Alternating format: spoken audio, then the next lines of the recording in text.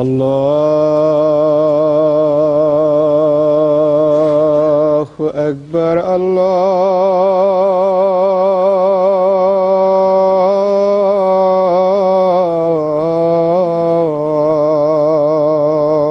اکبر اللہ اکبر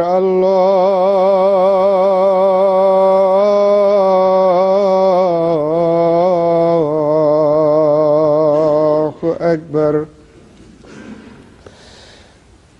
اشہد ان لا الہ الا اللہ اشہد ان لا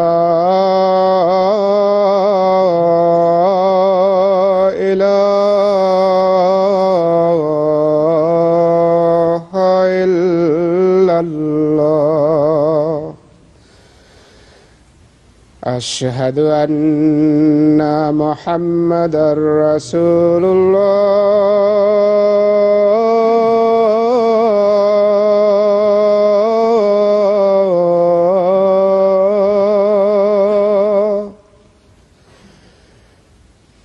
أشهد أن محمدا رسول الله حي على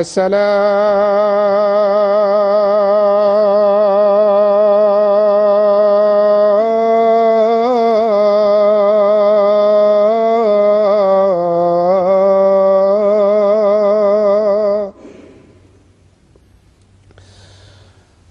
حي على الصلاة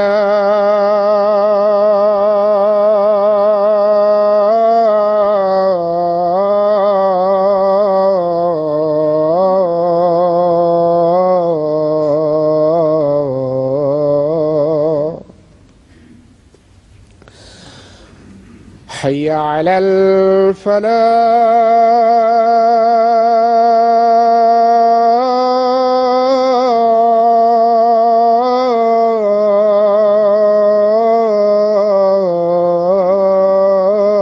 الفلاح حي على الفلاح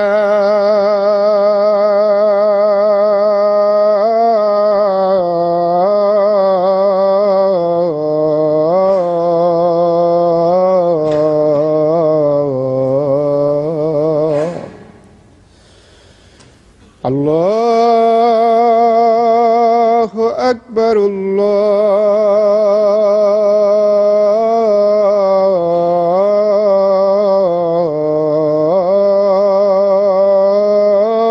الله أكبر لا إله إلا الله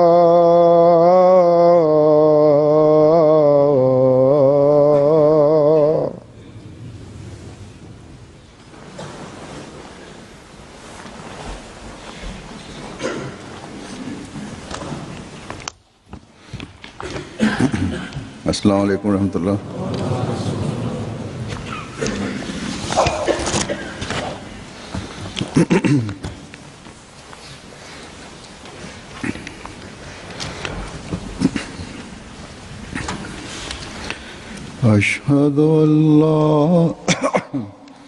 أشهد أن لا إله إلا الله وحده لا شريك له وأشهد أن محمدا عبده ورسوله أما بعد فأعوذ بالله من الشيطان الرجيم بسم الله الرحمن الرحيم الحمد لله رب العالمين الرحمن الرحيم مالك يوم الدين إياك نعبد وإياك نستعين اهدنا الصراط المستقيم صراط الذين أنعمت عليهم غير المغضوب عليهم ولا الضالين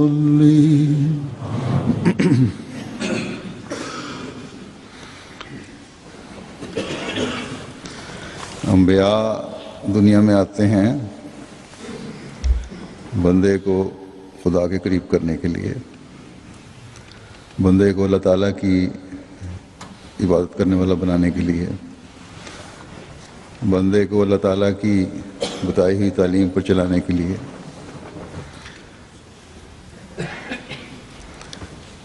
اور ان سب انبیاء میں سے کامل اور مکمل تعلیم لے کر ہمارے آقا و مولا حضرت محمد رسول اللہ صلی اللہ علیہ وسلم آئے۔ آپ صلی اللہ علیہ وسلم نے اپنے پر اتری ہوئی تعلیم کو دنیا میں پھیلانے کا حق ادا کر دیا۔ جو پیغام لے کر آئے تھے اس کو دنیا میں پھیلانے کا ایسا حق ادا کیا کہ جس کی کوئی مثال نہیں۔ آپ صلی اللہ علیہ وسلم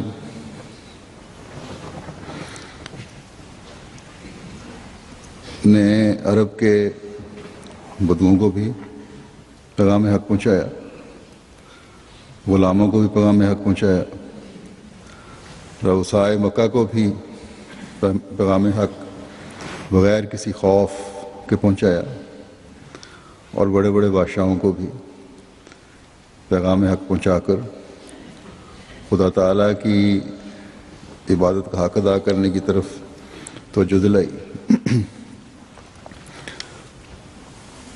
اور پھر اس عظیم کام کو آپ صلی اللہ علیہ وسلم کے صحابہ نے بھی دنیا تک پہنچایا۔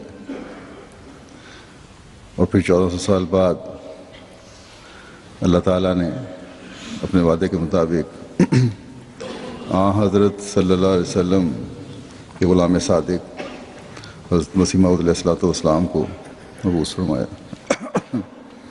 جنہوں نے پھر اس عظیم کام کی تجدید کی اور دنیا کو خدا تعالیٰ کی طرف بلایا، دنیا کو بتایا کہ اللہ تعالیٰ کی راہ کس طرح تلاش کرنی، کس طرح اس تک پہنچا جا سکتا ہے۔ اور اگر اللہ تعالیٰ کی تلاش ہے، اس تک پہنچنے کی خواہش ہے، تو اب صرف اور صرف مذہب اسلام ہے جو اللہ تعالیٰ تک پہنچاتا ہے۔ آپ نے غیر مذہبوں کو بھی یہی دعوت دی۔ ایک نظم کے ایک مصرے میں آپ فرماتے ہیں، آؤ لوگوں کے یہی نور خدا پاؤ گے۔ پھر ایک جگہ فرماتے ہیں اپنی نثر میں، تحریر میں، کہ دنیا کے مذاہب پر اگر گہری نظر کی جاوے تو معلوم ہوگا کہ بجز اسلام ہر ایک مذہب اپنے اندر کوئی نہ کوئی غلطی رکھتا ہے، اور یہ اس لیے نہیں کہ در حقیقت وہ تمام مذاہب ابتدا سے جھوٹے ہیں۔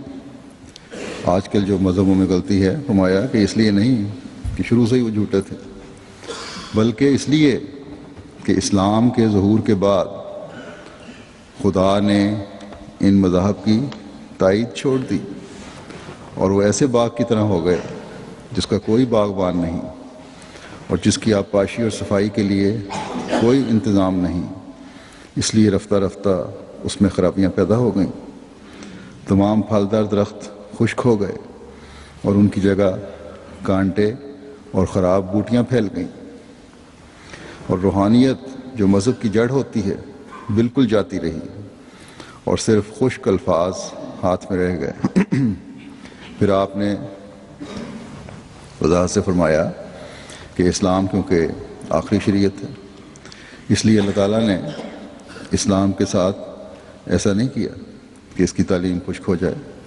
مختلف جگہوں پر مختلف وقتوں میں ہر صدی میں اس باغ کو ہرا رکھنے کے لیے اللہ تعالیٰ نگران بھیجتا رہا، اور اس زمانے میں آپ نے فرمایا کہ مجھے اللہ تعالیٰ نے بھیجا ہے اور میں آخری 1000 سال کا مجدد ہوں۔ بس اسلام کے خوبصورت باغ کا خوبصورت حصہ بننے اور پھلدار درخت بننے کے لیے حضرت صلی اللہ علیہ وسلم کے اس عاشق صادق کے ساتھ جڑنا اب ہر مسلمان کا بھی فرض ہے، کیونکہ خدا تعالیٰ سے تعلق، زندہ تعلق اب اسی ذریعے سے پیدا ہو سکتا ہے۔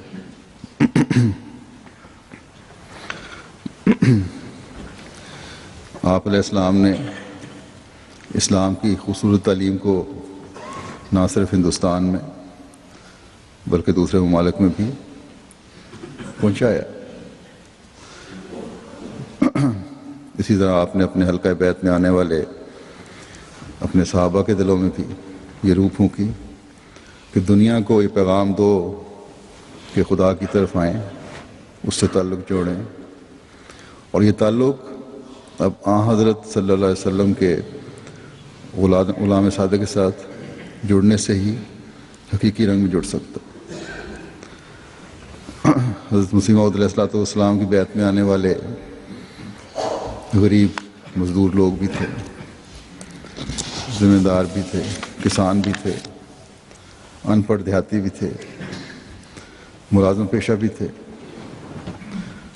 کاروباری لوگ بھی تھے، وہ پڑھے لکھے لوگ بھی تھے،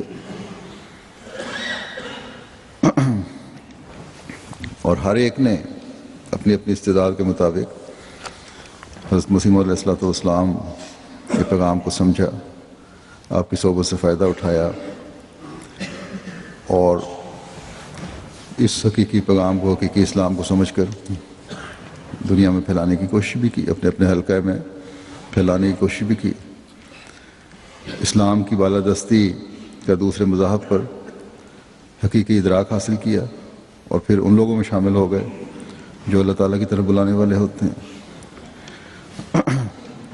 بس یہ وہ لوگ تھے جنہوں نے پھر بڑی تیزی سے اسلام کے حقیقی پیغام کو نہ صرف ہندوستان میں بلکہ باہر بھی پھیلانے کی کوشش کی۔ ان لوگوں کے چند واقعات، تبلیغی واقعات اس وقت میں بیان کروں گا۔ حضرت امام دین صاحب رضی اللہ تعالیٰ عنہ بیان کرتے ہیں کہ ایک مرتبہ مولوی فتح دین صاحب نے ہمارے نام ایک خط لکھا کہ دھرم کوٹ میں، مولوی، یہ دھرم کوٹ جگہ کا نام ہے، کہ مولوی عبدو سبحان مانیہ والا مباحثے کے لیے آیا ہوا ہے، قادیان سے کوئی مولوی لے کر بہت جلد پہنچے۔ ہم مولوی عبداللہ صاحب کشمیری کو ہمراہ لے کر دھرم کوٹ پہنچ گئے، وہاں بہت دوست جمع ہو گئے۔ مولوی صاحب بہت جماعت دیکھ کر بھاگو والے میں سردار بشن سنگھ کے پاس چلے گئے۔ ہماری تمام جماعت بھاگو والے میں چلی گئی، تبلیغ کا ایک شوق تھا، وہاں پہنچ گئے۔ آخر مباحثہ زیر صدارت سردار بشن سنگھ کے قرار پایا اور وفات و حیات مسیح پر گفتگو ہوئی، مگر فریق مخالف اس بات پر بیٹھ گیا، یعنی کہ اس بات پر اڑ گیا اور اسی پہ ضد کرنی شروع کر دی۔ کہنے لگا کہ میں تب مباحثہ کروں گا جب تک یہ اقرار نہ کر لیں کہ مرزا صاحب کا نام قرآن شریف میں دکھاویں گے، اور پھر شرط یہ لگائی کہ اس طرح نام دکھائیں کہ مرزا غلام احمد ولد مرزا غلام مرتضیٰ لکھا ہو قرآن کریم میں، تب میں مانوں گا، اور نہیں تو میں بحث نہیں کروں گا۔ تو مولوی عبداللہ صاحب نے کہا قرآن شریف سے دکھا دوں گا، تب سلسلہ گفتگو شروع ہو گیا۔ جب اس نے مولوی نے مطالبہ کیا تو مولوی صاحب نے کہا کہ اگر انبیاء سابقین کے متعلق جو پیش گوئیاں ہیں پہلے آپ دکھا دیں کہ ان کے نام ما ولدیت لکھے ہیں تو ہم بھی اسی طریقے پر دکھا دیں گے، اگر پہلوں میں یہ طریق ثابت نہیں تو ہم پر یہ سوال کیوں کیا جاتا ہے؟ فریق مخالف نے اس کا معقول جواب نہ دیا، آخر شرمندہ ہو کر بیٹھ گیا۔ سردار بشن سنگھ نے کہا، جن کی زیر صدارت صاحب مباحثہ ہوا تھا، یہ مولوی تو کچھ نہیں جانتا، اور پھر اس کو کچھ گالیاں والیاں بھی دی پنجابی میں۔ آخر کہتے ہیں کہ خدا نے فتح دی۔ اس مباحثے کا ذکر ہم نے حضرت صاحب کے پاس کیا، حضرت مسیح علیہ السلام کے پاس کیا، تو آپ نے فرمایا مولوی صاحب نے یہ کیوں نہ کہا کہ میرا نام خدا تعالیٰ نے قرآن شریف میں اسم و آمد فرمایا ہے۔ حضرت پیر افتخار احمد صاحب اپنے والد ماجد پیر احمد جان صاحب کے متعلق تحریر فرماتے ہیں کہ میرے والد صاحب نے حضرت صاحب کے اس دعویٰ کے قبول کر کے، یہ دعویٰ سے بیعت سے پہلے کا قصہ ہے، اس وقت اس بات کو قبول کیا کہ حضرت مسیح علیہ السلام ہی مجدد ہیں زمانے کے۔ اپنے دوستوں اور واقف اور ناواقفوں میں بڑی سرگرمی کے ساتھ اشاعت شروع کی اور ایک طویل اشتہار بھی چھاپا، جس کی نقل زمانہ حال میں یہ جب لکھ رہے ہیں کہتے ہیں الفضل میں شائع ہو چکی ہے۔ لکھتے ہیں کہ میرے والد صاحب نے علاوہ تبلیغی اشاعت کے خود اور اپنے مریدوں سے مالی خدمت میں بھی حصہ لیا۔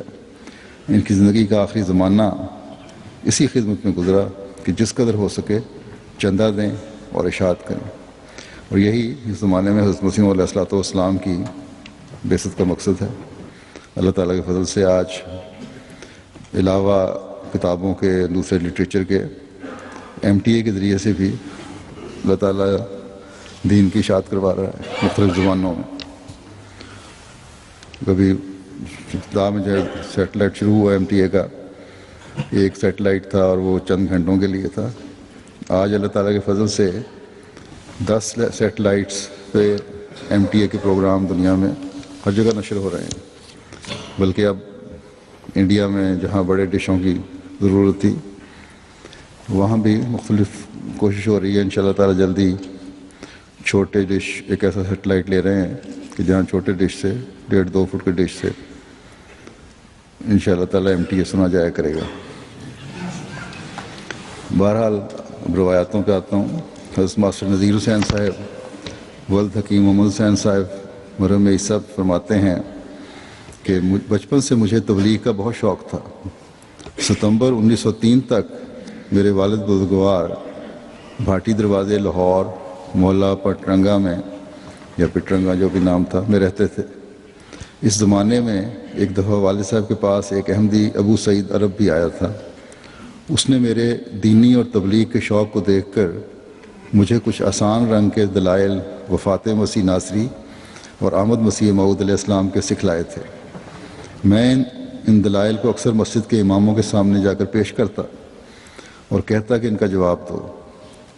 ایک دفعہ انہی ایام میں بھاٹی دروازے کی اونچی مسجد کے امام کے پاس گیا اور اس کے سامنے بھی دلائل پیش کیے، تو اس نے مجھے کہا کہ ہم تب تمہاری بات کا جواب دیں گے اگر تم مرزا صاحب کے ساتھ ایسے وقت کہ گرد اڑ رہی ہو چلو، جب وہ گھر جانے لگے تو دیکھو کہ کیا ان کے چہرے پر دوسروں کی طرح گرد و غبار ہے۔ یعنی یہ شرط لگائی کہ ساتھ جاؤ سیر پہ، نکلو باہر، اور یہ دیکھو جب مٹی اڑ رہی ہے کہ حضرت مسیح علیہ السلام کے چہرے پر وہ مٹی آ کے پڑتی ہے کہ نہیں۔ اگر تم خود مرزا صاحب کے متعلق اس کو دیکھ کر بتلاؤ تب میں تمہیں اس کا جواب دوں گا۔ یہ نہیں کہا کہ میں مان لوں گا، جواب دوں گا اور بتاؤں گا کہ حقیقت کیا ہے۔ چونکہ مجھے کہتے ہیں کہ چونکہ مجھے اس سے قبل کئی دفعہ حضرت اقدس کے ساتھ سیر کو جانے کا قادیان میں موقع ملتا رہا تھا، اس لیے اس کے بعد جلد والد صاحب کے ہمراہ قادیان آ گیا اور حضور کے ساتھ صبح سیر کے لیے گیا۔ حضور سیر میں تیز رفتار چلا کرتے تھے اور میں حضور کے ساتھ ساتھ چلنے کے لیے بسا اوقات دوڑتا ہوا جاتا تھا۔ اتفاق کی بات ہے کہ اس دن کچھ ہوا بھی چل رہی تھی اور ریت مٹی اڑ اڑ کر تمام احباب پر پڑتی تھی۔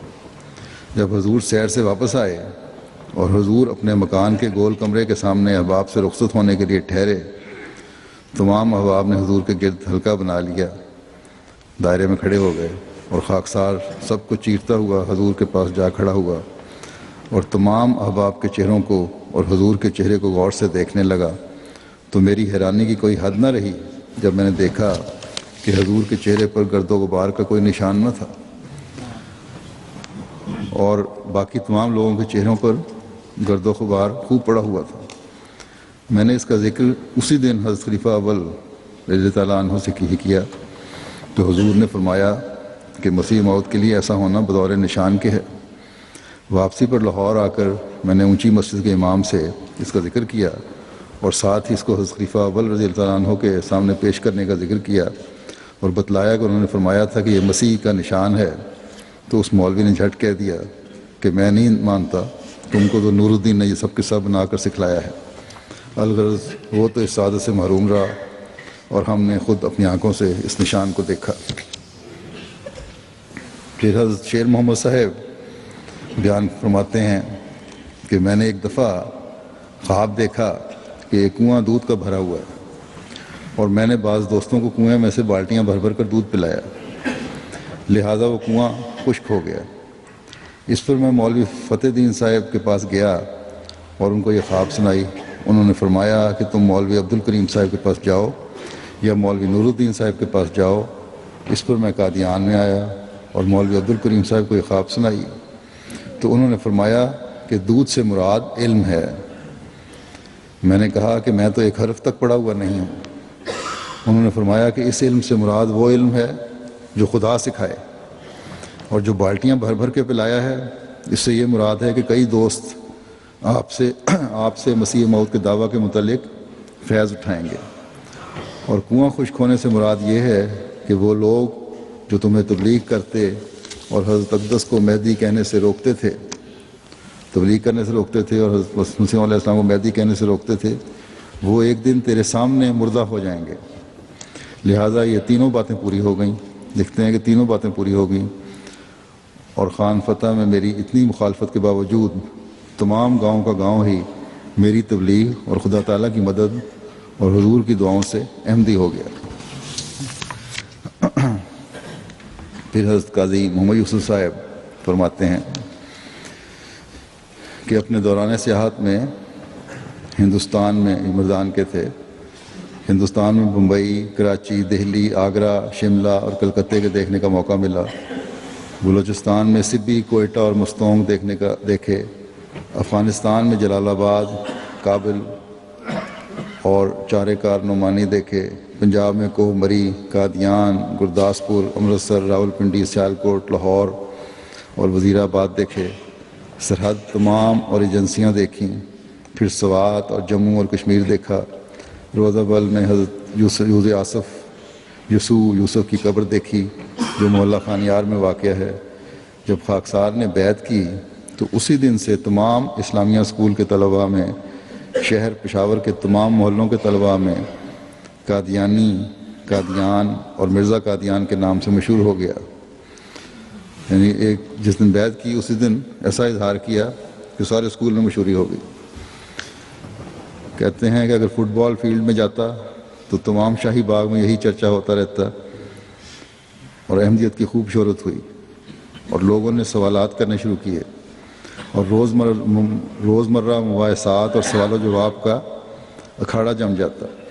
اسکول میں جاتے تھے، اسکول میں، شاہی باغ میں، اور جہاں بھی موقع آتا رفتہ رفتہ یہ چرچا عام ہوتا گیا اور میرے ایام ملازمت میں اسکول اور شہر کے دائرے سے نکل کر اطراف پشاور اور پھر اطراف سرحد میں پھیل گیا، کیونکہ میں تمام اضلاع میں سرحد میں دوروں پر آنریبل چیف کمشنر صوبہ سرحد کے ساتھ جایا کرتا اور سرحد کی ایجنسیوں میں بھی اتفاق ہوتا۔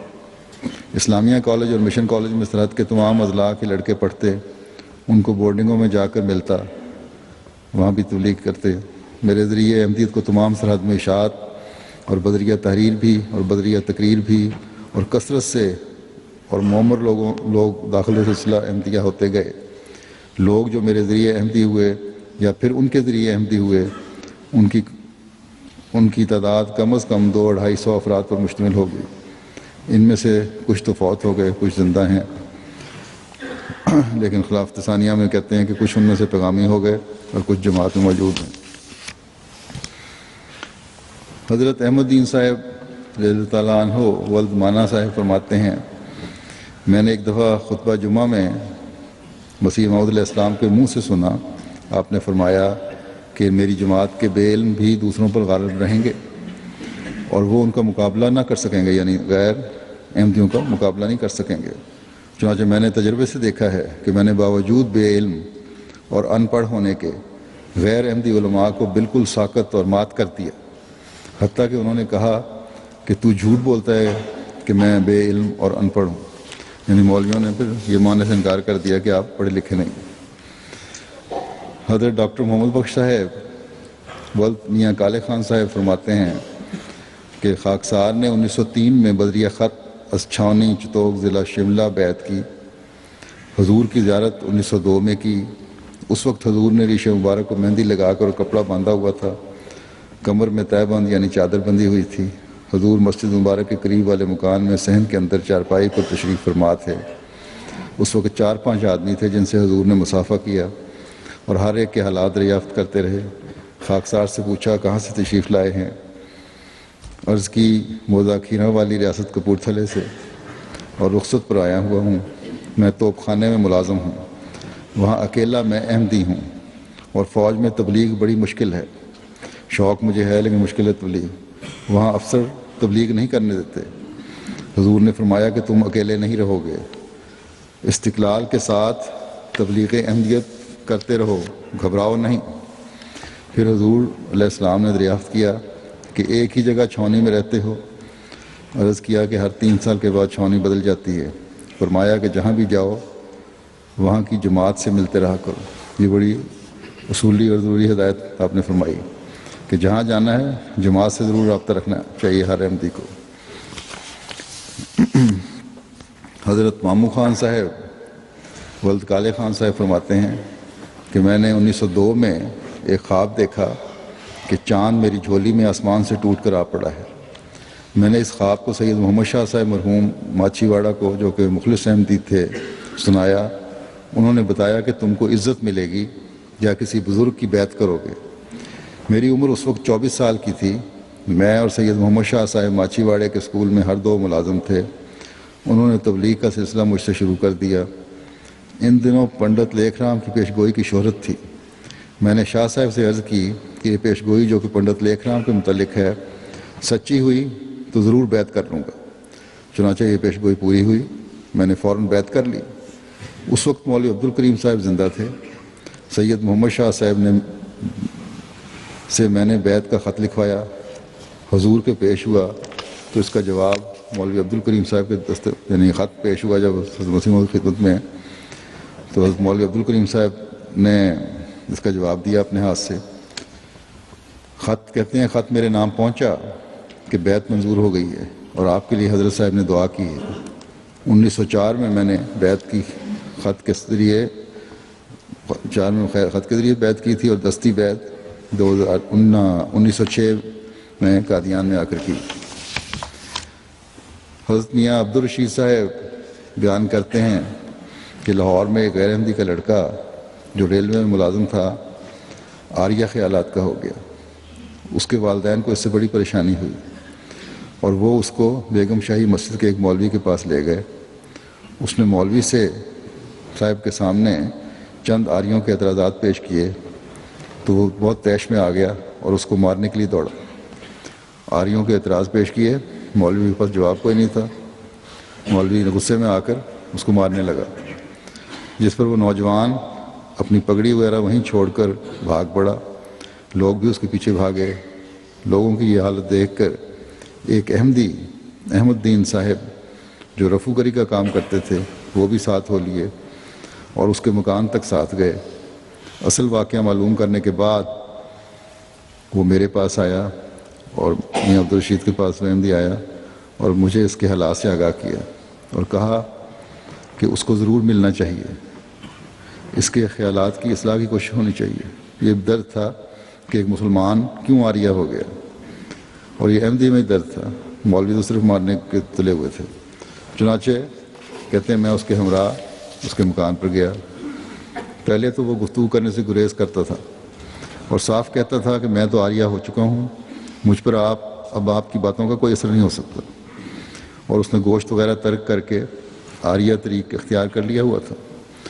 ان کی مجالس میں جاتا تھا، ان کی عبادات میں شریک ہوتا تھا۔ خیر کہتے ہیں میرے بار بار جانے اور اصرار کرنے پر وہ کسی قدر مجھ سے مانوس ہوا۔ جب وہ سیر کو جاتا تو میں بھی اس کے ہمراہ ہو جاتا۔ بعض اوقات میں اس کے لیے انتظار بھی کرتا، جب وہ سیر کو نکلے گا تو میں اس کے ہمراہ ہو جاؤں گا۔ تھوڑے دنوں کے بعد ایسٹر کی تعطیلات آ گئیں۔ میں نے اسے کہا کہ میرے ساتھ قادیان چلو، مگر وہ اس کے لیے تیار نہ ہوتا تھا اور کہتا تھا کہ میں مولویوں کے پاس جانے کو تیار نہیں۔ اس پر میں نے اس کو بہت سمجھایا قادیان میں کسی تکلیف کا اندیشہ نہیں اور آپ سے کسی قسم کا برا سلوک نہیں ہوگا، جو چاہے اعتراضات پیش کریں اور میں ہر قسم کی ذمہ داری لیتا ہوں۔ آخر بڑے اصرار کے بعد وہ آمادہ ہو گیا اور ہم قادیان گئے۔ وہاں جا کر حضرت مولوی صاحب سے ملے، یعنی حضرت مولوی نور الدین صاحب مسلم مسیح اول سے ملے۔ آپ نہایت شفقت سے پیش آئے اور فرمایا کہ آپ جو چاہیں اعتراض کریں۔ اس لڑکے کو کہا جواب دیا جائے گا۔ میں نے آپ کی خدمت میں یہ عرض کیا کہ حضور انہوں نے گوشت وغیرہ ترک کر دیا ہوا ہے۔ حضرت خلیفہ اول کو کہا کہ انہوں نے گوشت تو ترک نہیں کھاتے یہ، اور ہندوانہ طریق اختیار کیا ہوا ہے۔ چنانچہ حضرت مولوی صاحب نے اپنے گھر سے مونگ کی دال اور چند روٹیاں مہمان خانے میں اس کے لیے بھجوا دیں۔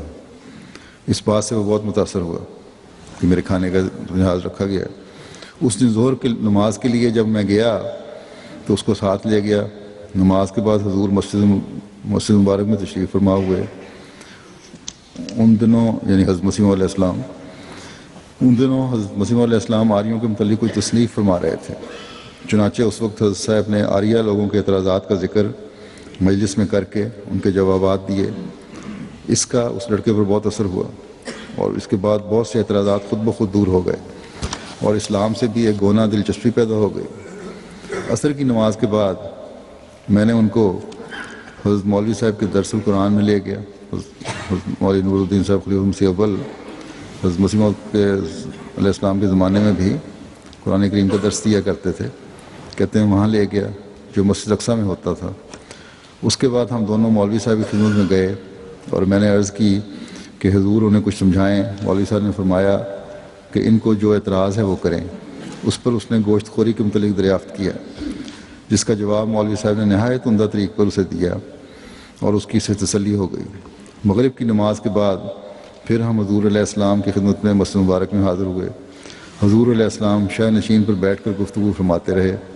لوگ عموماً مولوی عبدالکریم صاحب کی معرفت سوال و جواب کرتے تھے۔ چنانچہ یہ گفتگو سنتا رہا یہ لڑکا جو تھا۔ اس کے بعد اس نے کوئی اعتراض نہیں کیا۔ دوسرے دن نماز ظہر کے وقت اس نے وضو کیا اور جا کر نماز ادا کی۔ اس دن پھر مولوی صاحب کا درس سنا۔ تیسرے دن عیسائیہ دوست نے حضور علیہ السلام کی بیعت کر لی اور پھر اسلام میں داخل ہوا، اور اب انہیں اسلام کے ساتھ ایسا انس ہے آگے بیان کرتے ہیں کہ وہ آریہ سماج کی مجلسوں میں جا کر اسلام کی خوبیاں بیان کرتا ہے اور آریوں کے اعتراضات کے جواب دیتا ہے۔ تو یہ درد تھا ان لوگوں میں کہ ایک شخص کو بھی، ایسی شخص کو جو مسلمان ہے، ضائع نہیں ہونا دینا چاہتے تھے۔ پھر حضرت میاں عبدالعزیز صاحب المعروف مغل صاحب بیان کرتے ہیں کہ نیلے گنبد میں ایک پٹھان مولوی، یہ پٹھان مولویوں کا حال بیان کر رہے ہیں، وہ ڈھیڑ عمر کا رہا کرتا تھا۔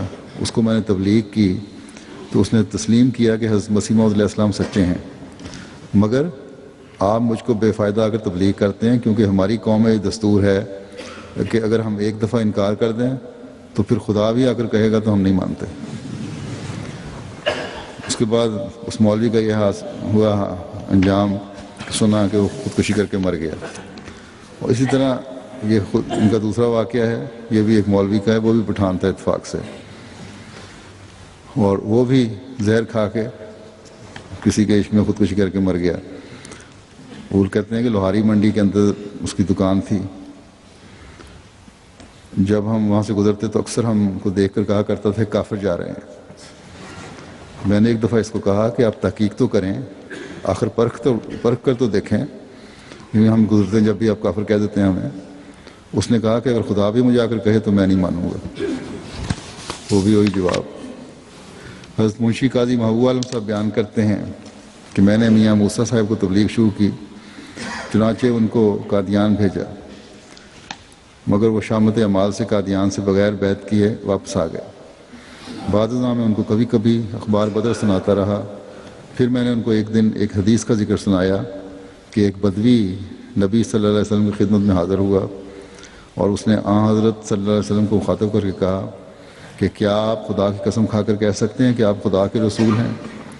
تو حضرت صلی اللہ علیہ وسلم نے قسم کھا کر کہا کہ میں خدا تعالیٰ کا رسول ہوں. تب اس بدوی نے بیعت کر لی اور اپنے قبیلے کو بھی بیعت کے لیے حاضر کیا. یہ واقعہ جب میں نے حضرت میاں محمد موسیٰ صاحب کو سنایا تو ان کے دل پر بھی اس کا خاص اثر ہوا. چنانچہ انہوں نے اسی وقت ایک کارڈ، یعنی اس زمانے خط کے لیے کارڈ ہوتے تھے، خط لکھا، حضرت صاحب کی خدمت میں بھیجا کہ کیا آپ خدا کی قسم کھا کر کہہ سکتے ہیں کہ آپ مسیح موعود ہیں؟ یہ کارڈ جب حضرت صاحب کی خدمت میں پہنچا تو حضور نے مولوی عبدالکریم صاحب کو حکم دیا کہ لکھ دو کہ میں خدا کی قسم کھا کر کہتا ہوں کہ میں وہی مسیح موعود ہوں جس کا وعدہ حضرت صلی اللہ علیہ وسلم نے اس امت کو دیا. اس کارڈ میں مولوی عبدالکریم صاحب نے اپنی طرف سے بھی ایک دو فقرے لکھ دیے جن کا مطلب یہ تھا کہ آپ نے خدا کے مسیح کی قسم دی ہے، اب آپ یا تو ایمان لاویں یا عذاب خداوندی کے منتظر رہیں. وہ کارڈ جب پہنچا تو میاں محمد موسیٰ صاحب نے اپنی اور اہل و عیال کی بیعت کا خط لکھ دیا. اس طرح سے کہتے ہیں اب میں اکیلا نہ رہا بلکہ میرے ساتھ خدا تعالیٰ نے ان کو بھی شامل کر دیا. پھر منشی قاضی محبوب عالم صاحب بیان کرتے ہیں کہ لاہور میں ایک وکیل ہوتے تھے، ان کا نام کریم بخش عرف بکرا تھا. یہ پتہ نہیں کیا نام رکھا. وہ بڑی فحش گالیاں دیا کرتے تھے حضرت مسیح علیہ السلام کو، بڑی گندی گالیاں دیتے تھے. ایک دن دوران بحث اس نے کہا کہ کون کہتا ہے مسیح مر گیا؟ میں نے جواباً کہا کہ میں ثابت کرتا ہوں کہ مسیح مر گیا، یعنی حضرت عیسیٰ علیہ السلام وفات پا گئے. اس نے اچانک ایک تھپڑ بڑے زور سے مجھے مارا. اس سے میرے ہوش پھر گئے اور میں گر گیا. جب میں وہاں سے چلا آیا تو اگلی رات میں نے رویا میں دیکھا کہ کریم بخش عرف بکرا ایک ٹوٹی ہوئی چارپائی پر پڑا ہے اور اس کی چارپائی کے نیچے ایک گڑھا ہے، اس میں وہ گر رہا ہے اور نہایت بے کسی کی حالت میں ہے.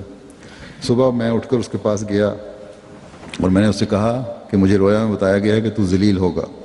چنانچہ تھوڑے عرصے کے بعد اس کی ایک لڑکی کی وجہ سے جس کو ناجائز حمل ہو گیا، وہ بڑی ذلت اٹھانی پڑی اور اس وجہ سے جو ابارشن وغیرہ کرائی اس کی وجہ سے بیٹی بھی اس کی مر گئی. پولیس کو جب علم ہوا، تفتیش ہوئی، اس کا کافی روپیہ بھی خرچ ہوا. کہتے ہیں اس کی عزت برباد ہوئی، شرم کے مارے گھر سے نہیں نکلتا تھا. اور پھر میں نے اس کو آواز دے کے ایک دن کہا کہ تم نے حضرت مسیح علیہ السلام کو گالیاں دیا کرتے تھے گندی، یہ اس کا وبال چکھ لیا. تو بہرحال اس نے کوئی جواب نہ دیا.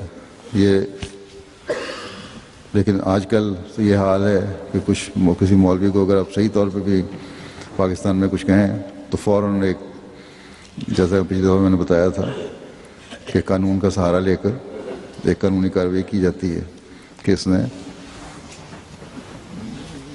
اپنی عزت کو، نام کو حضرت صلی اللہ علیہ وسلم کی عزت کے ساتھ منسوب کر کے ناموس رسالت کا مقدمہ کروا دیتے ہیں. یہ تو حال ہے آج کل ان کا.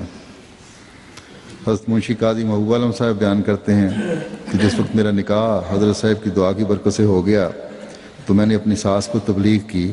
وہ بہت متاثر ہوئی. تبلیغ وہ احمدی نہیں تھی، تبلیغ سے متاثر تو ہوئی لیکن بیعت نہیں کی. ایک دن اس نے مجھے اپنا زیور اتار کر دے دیا کہ یہ حضرت صاحب کی خدمت میں پیش کرو اور ان سے عرض کرو کہ اس کا عوض مجھے قیامت کو ملے.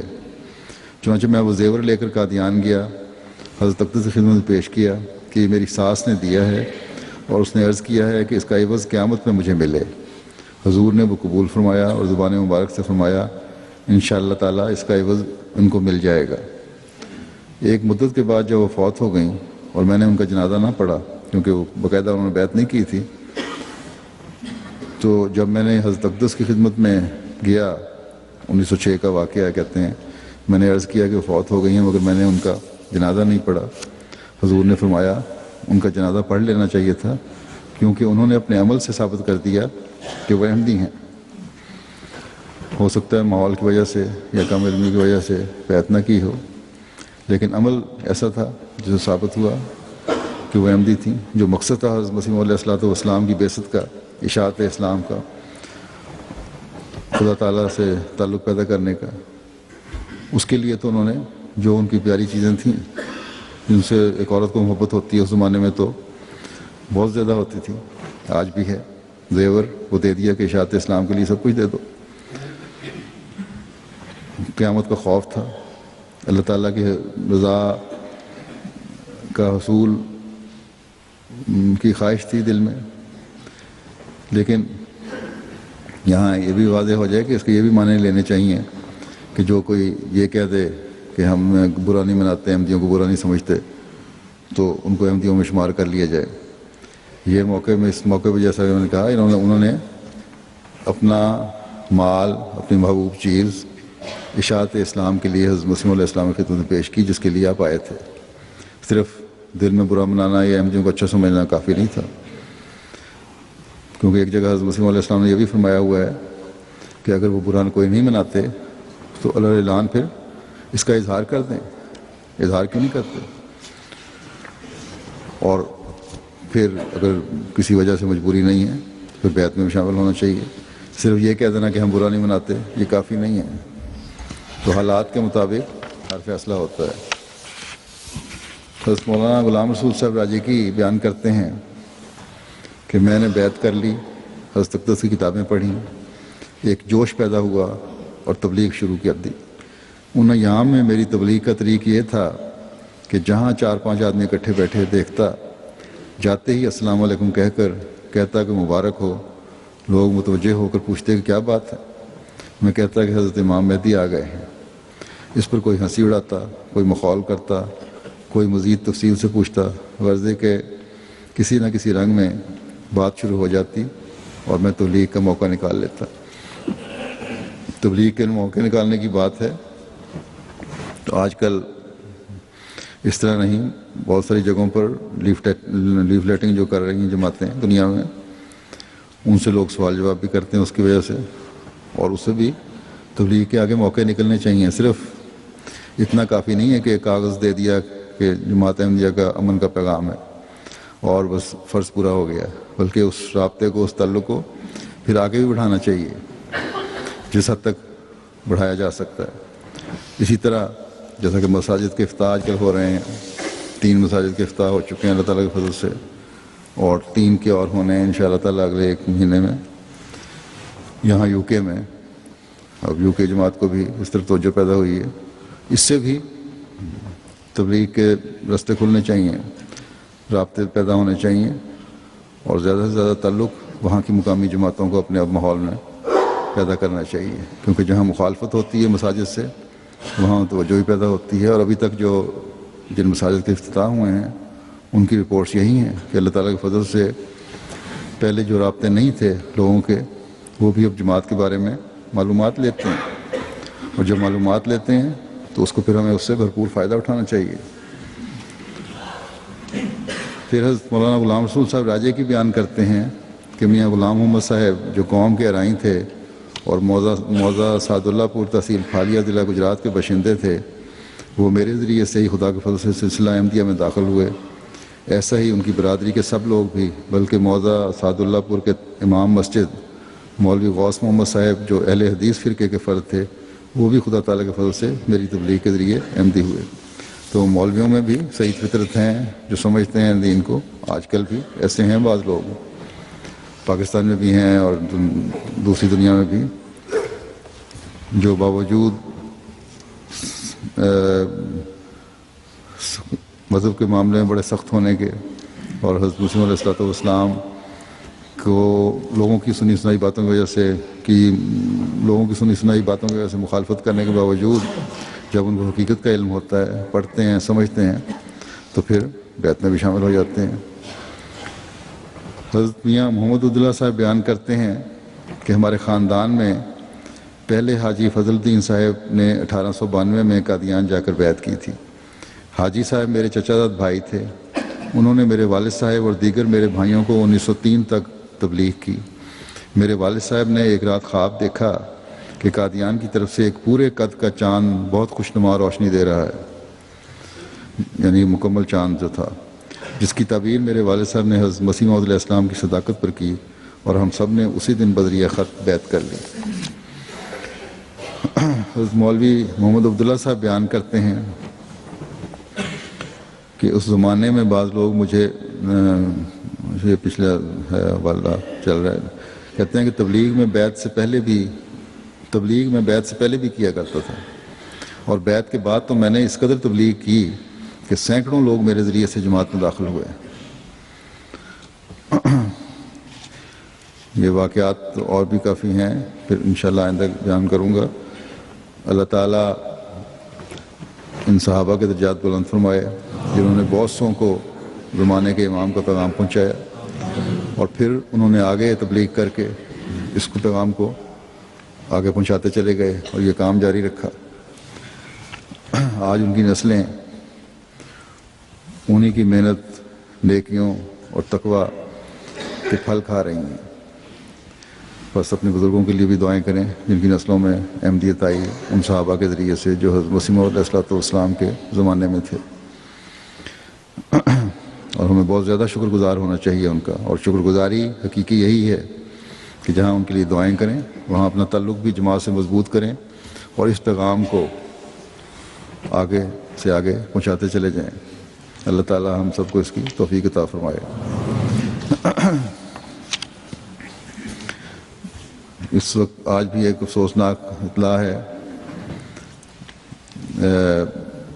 ہمارے ایک بھائی کو نواب شاہ میں شہید کر دیا گیا، انا للہ و انا الیہ راجعون۔ مکرم مقصود احمد صاحب ابن مکرم ادریس صاحب، جو پہلے تو کرونڈی میں آباد تھے لیکن کچھ عرصے سے روا دارالرحمت شرقی میں رہائش پذیر تھے پچھلے 15-20 سال سے۔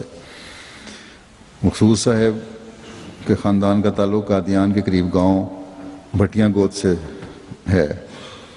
ان کے خاندان میں احمدیت آپ کے دادا مولوی عبدالحق نور صاحب کی بیعت کے ذریعے سے آئی تھی، 1934 میں انہوں نے بیعت کی تھی۔ ان کے دادا کو ذمہ داری کا وسیع تجربہ تھا، جس کی وجہ سے خلیفۃ المسیح ثانی نے سندھ کی زمینوں کو آباد کرنے کے لیے انہیں بھجوایا تھا۔ شروع میں ناصر آباد، محمود آباد اور دوسری اسٹیٹس میں بھی نگرانی مقرر رہے ہیں ان کے دادا۔ پھر 1942 میں ان جماعت کی اسٹیٹ سے نکل کے پھر وہ اپنی زمینیں انہوں نے لینی تھی، خیر پور منتقل ہو گئے۔ 21 دسمبر 1966 کو آپ کے دادا مکرم عبدالحق نور صاحب کو بھی شہید کر دیا گیا تھا۔ اس وقت ان کی مقصود صاحب کی عمر 12 سال تھی اور آپ اس شہادت کے عینی شاہد تھے۔ پرانے شہداء کا جب ذکر ہو رہا تھا، جب خلیفہ رابع نے شہداء کے ذکر کے ساتھ ذکر کیا تو اپنے خطبے میں جون 1999 میں خلیفہ رابع نے ان کے دادا کا بھی ذکر کیا تھا شہداء کی فہرست میں۔ 1983 تک مقصود صاحب کرونڈی میں رہے، وہاں سے پھر اس کے بعد روا شفٹ ہو گئے۔ 15 سال نہیں بلکہ پچھلے کچھ 26-27 سال سے روا میں تھے۔ جب سے روا شفٹ ہوئے اس وقت سے ہومیوپیتھک جو راجہ نصیر صاحب کی ایک ادارہ ہے کیوریٹو کمپنی، اس میں کام کر رہے تھے، اور آپ کے سپورٹ کمپنی کی طرف سے سندھ کا علاقہ تھا جہاں آپ سیلز مین کے طور پہ جایا کرتے تھے ہر مہینے دورے پہ دوائیوں کی فروخت کے لیے یا آرڈر لینے کے لیے۔ کہتے ہیں گزشتہ ماہ 27 فروری سے سندھ کے دورے پہ تھے، اور 7 مارچ 2012 کو شہادت کے دن صبح تقریباً 11 بجے نواب شاہ پہنچے، جہاں دوپہر تقریباً 3:30 بجے نواب شاہ کے معروف مونی بازار میں 2 نامعلوم موٹر سائیکل سواروں نے روک کر ان کو روکا اور ان پر فائر کر دیا، جس سے ان کی شہادت ہو گئی۔ انا للہ و انا الیہ راجعون۔ پولیس نے لاش لے گئی ہسپتال، وہاں جا کے پوسٹ مارٹم ہوا۔ تو جیسا کہ ہم جانتے ہیں کہ نواب شاہ میں کچھ 10 دن کے اندر ہی دوسری شہادت ہے۔ مرحوم موسی بھی تھے۔ شہید مرحوم کی اہلیہ بیان کرتی ہیں کہ مرحوم نے آج سے 2-3 ماہ قبل اس بات کا ذکر کیا تھا کہ انہیں دھمکیاں مل رہی ہیں۔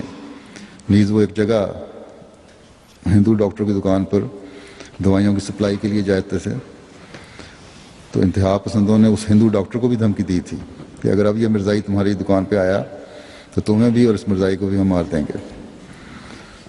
پھر ان کی اہلیہ بیان کرتی ہیں کہ شہید مرحوم اعلیٰ اخلاق کے مالک تھے، نماز کے پابند، باقاعدگی سے نوافل ادا کرنے والے، باجماعت نماز ادا کرنے والے، اسی طرح مالی قربانی میں بڑھ چڑھ کر حصہ لینے والے تھے۔ اپنی اہلیہ کا چندہ بھی اس سال خود ادا کیا اور دورے پر جانے سے پہلے اپنا چندہ بھی مکمل کر کے دورے پر گئے ہیں، ادا کر کے۔ دعوت اللہ کا شوق آپ کو اپنے دادا کی طرف سے ورثہ ملا تھا۔ سفر کے دوران میں بھی جماعتی لٹریچر ہمراہ رکھتے تھے اور تقسیم کرتے اور فعال تبلیغ کرتے تھے، اور اسی تبلیغ کی وجہ سے یقیناً وہاں دشمنی بھی پیدا ہوئی ہوگی، چاہے چند دن کے لیے جاتے ہوں۔ بازار میں ان کا تعارف ایک احمدی کی حیثیت سے تھا، اور اس بہانے جب یہ تعارف ہو گیا تو پھر لٹریچر وغیرہ بھی دیتے تھے آپ لوگوں کو۔ انتہائی ملنسار اور محبت کرنے والے اور صفائی پسند انسان تھے۔ خدمت خلق کے کاموں میں بڑھ چڑھ کر حصہ لینے والے تھے۔ ضرورت مندوں کو مفت ادویات دیا کرتے تھے۔ خلافت سے بے انتہا تعلق تھا۔ اسی طرح قرآن کریم سے بھی آپ کو خاص عشق تھا۔ ان کی اہلیہ مزید بیان کرتی ہیں کہ ایک مرتبہ میں نے مکرم مقصود احمد صاحب کو کہا کہ کیا ہم بھی شہداء کی فیملی میں شمار ہو سکتے ہیں؟ تو جواباً آپ نے کہا کہ کیوں نہیں، اگر اللہ تعالیٰ منتخب کر لے تو ہم بھی شامل ہو سکتے ہیں۔ ان کی اہلیہ ہیں پیچھے عبدالرشید شوکت صاحبہ، اس کے علاوہ ان کے 3 بیٹے اور 2 بیٹیاں ہیں۔ بیٹے ان کے یہیں مانچسٹر میں رہتے ہیں اور غیر شادی شدہ ہیں۔ بیٹیوں میں سے ایک شادی شدہ امریکہ میں اور ایک وہیں ٹوبا میں ہے، ٹیچر ہیں ہمارے ایک اسکول میں۔ اللہ تعالیٰ مرحوم کے درجات بلند فرمائے اور ان سب لواحقین کو صبر عطا فرمائے، دشمنوں کی پکڑ کے جلد سامان فرمائے۔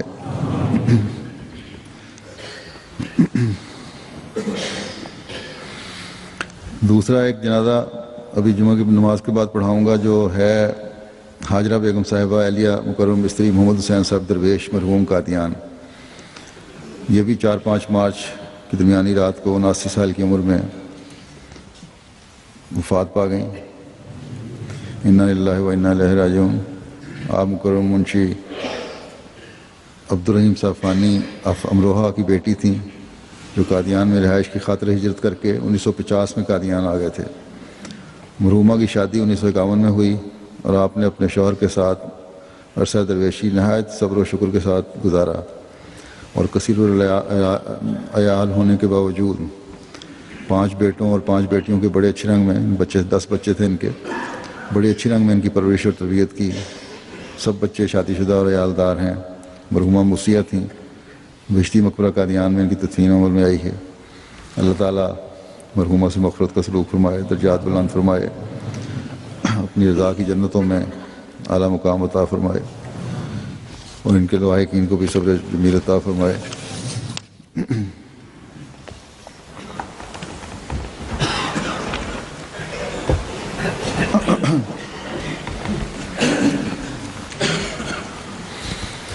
الحمد لله نحمده ونستعينه ونستغفره ونؤمن به ونتوكل عليه ونعوذ بالله من شرور أنفسنا ومن سيئات أعمالنا من يهده الله فلا مضل له ومن يضلله فلا هادي له ونشهد أن لا إله إلا الله ونشهد أن محمدا عبده ورسوله عباد الله رحمكم الله إن الله يأمر بالعدل والإحسان وإيتاء ذي القربى وينهى عن الفحشاء والمنكر والبغي يعظكم لعلكم تذكرون اذكروا الله يذكركم وادعوه يستجب لكم ولذكر الله أكبر